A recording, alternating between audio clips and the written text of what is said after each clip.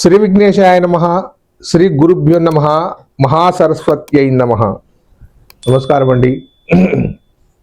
2026 సంవత్సరం నూతన సంవత్సర శుభాకాంక్షలు. మీ అందరికీ ఆరోగ్య ఐశ్వర్యాలు ఇవ్వాలని మనస్ఫూర్తిగా కోరుకుంటూ ఈరోజు మిథున రాశి వారికి జనవరి మాసంలో ఎలా ఉండబోతుంది, గ్రహ సంచారం వల్ల వారికి ఈ మాసంలో లాభం ఉంటుందా లేదా అనే అంశం గురించి తెలియజేస్తున్నానండి.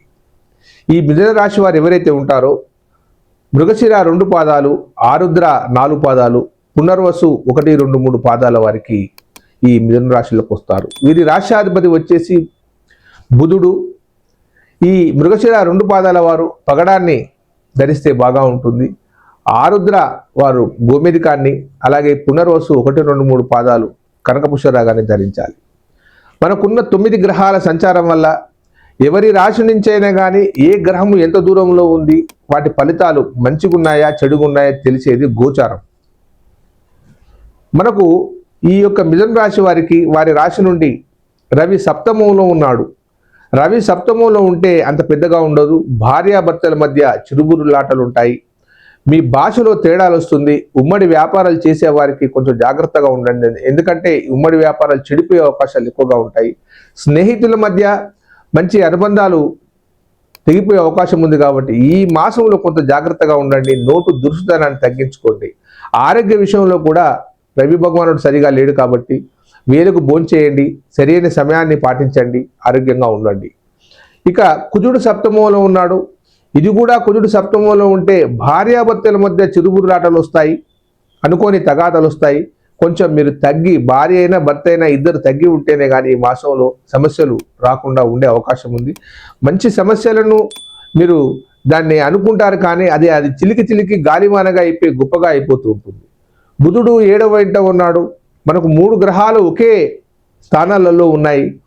ఆ బుధుడు 7వ ఇంట ఉన్నప్పుడు కూడా కమ్యూనికేషన్ స్కిల్స్ దెబ్బతినే అవకాశం ఉంది. వ్యాపార రంగంలో ఉన్న వారికి తగు జాగ్రత్తలలో మీ వ్యాపారాలు చేస్తూ ఉండాలి, ఎందుకంటే ఇది సరైన సమయంగా లేదు. గురువు జన్మంలో ఉన్నాడు. జన్మంలో గురువు ఉన్నప్పుడు 1వ స్థానంలో ఉన్నప్పుడు మనకు ఆరోగ్యం పట్ల కొద్దిగా శ్రద్ధ తీసుకోవాల్సిన అవసరం ఉంటుంది. చిరుబురు అనారోగ్య సమస్యలు వస్తాయి, వాటిని సరి చేసుకోవాల్సిన అవసరం ఉంది. శుక్రుడు కూడా సప్తమంలో ఉన్నాడు. గ్రహ సంచారంలో ఇన్ని గ్రహాలు ఒకే రాశిలో ఉండడం అరుదు. అయినా శుక్రుడు సప్తమంలో ఉన్నప్పుడు భార్యాభర్తల మధ్య అనుబంధం ఏర్పడుతుంది. కానీ ఇక్కడ మనకు 3 గ్రహాలు ఇబ్బంది చేస్తున్నాయి కాబట్టి ఆ శుక్ర బలం కూడా తగ్గినట్టుగానే అనిపిస్తుంది. ఇకపోతే శని దశమంలో ఉన్నాడు. శని మీ దశమాధిపతి అయినప్పుడు ఉద్యోగంలో ఇబ్బందికరంగా జరిగే అవకాశం ఉంది. ప్రతి విషయాన్ని నెగిటివ్గానే చెప్తున్నాడని మీరు అనుకోవద్దు, ఎందుకంటే అక్కడ ఏదైతే జాతకంలో ఉందో అదే చెప్తాను, కానీ కొత్తగా నా సొంత కవితాన్ని చేసి మీ మెప్పు గురించి గొప్ప చెప్పాలన్న అంశం నాకు తెలియదు. ఏది శుక్రుడు శని దశమంలో ఉన్నాడు. దశమంలో ఉన్నప్పుడు వృత్తిపరమైన ఇబ్బందులు జరుగుతాయి. మీకు మీ ఉద్యోగంలో సహ ఉద్యోగుల వల్ల ఇబ్బంది జరిగే అవకాశం ఉంది. వారికి ఎంతో కొంత రుణాలు అడుగుతారు. ఆ రుణాలు ఇస్తే మాత్రం అవి తిరిగి రావు. తగు జాగ్రత్తలలో ఉండవలసిన అవసరం ఉంది.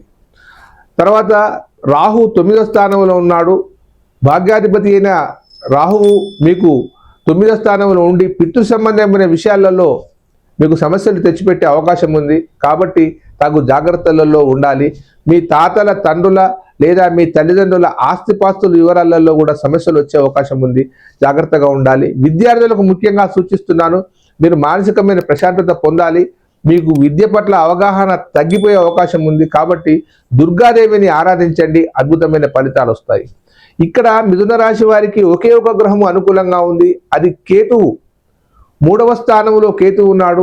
3వ స్థానంలో కేతువు ఉన్నప్పుడు తీర్థాలు తిరగడం, లేకపోతే ఏదైనా దేవాలయ సందర్శనాలు చేయడం, అనుకోకుండా మీ మిత్రుల ద్వారా దూర ప్రాంతాలకు ప్రయాణం చేయడం, భక్తి కార్యక్రమంగా ఉండడం, అయ్యప్ప మాలలు వేయడం, ఇలాంటివన్నీ జరుగుతూ ఉంటాయి.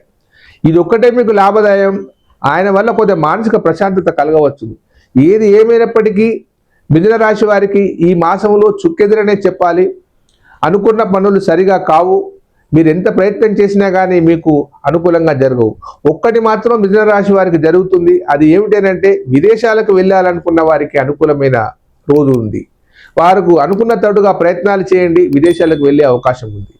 కానీ నూతనంగా పెట్టుబడులు పెట్టడం కానీ, ఏదైనా కొత్త వ్యాపారాన్ని ప్రారంభించాలనుకున్నా కానీ, ఏదైనా గృహాన్ని నిర్మించాలనుకున్న తలంపును ఈ మాసంలో మీరు తగ్గించుకోవడం మంచిది. ఎందుకంటే 9 గ్రహాలలో కూడా ఏ గ్రహము కూడా మనకు అనుకూలమైన పరిస్థితుల్లో లేదు.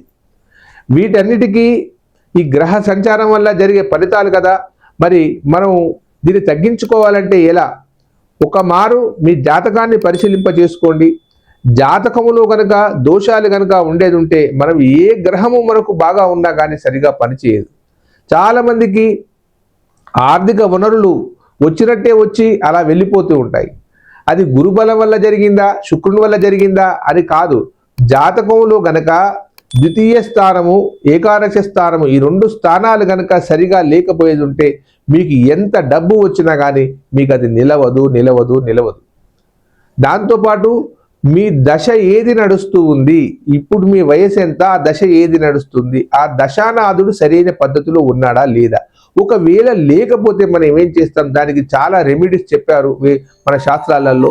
వాటన్నిటినీ కూడా మనం గమనించు కనుక ముందుకు వెళ్ళేది ఉంటే జ్యోతిష్యము మీకు చాలా లాభాన్ని కలిగింపజేస్తుంది. ఇదేదో తీసి పారేసే సబ్జెక్ట్ కాదు. దీన్ని ఇది కొట్టి పారేద్దాం, అలా చేస్తాం అన్న వారికి పనిచేయదు. ఎవరైతే విశ్వసించి ఇది గణితాధారితమైన వేదశాస్త్రము నుంచి వచ్చిన గణితాధారితమైన జ్యోతిష్యము, ఇది చాలా చక్కగా ఉంటుంది. మీకు ఏదైనా జ్యోతిష్య సమస్యలకు పరిష్కారం కావాలనుకుంటే ఈ కింది నెంబర్ ఫోన్ చేయండి, మీకు ఖచ్చితంగా సహకరిస్తాను. దయచేసి లైక్ చేయండి, షేర్ చేయండి. సర్వే జనా సుఖినో భవంతు.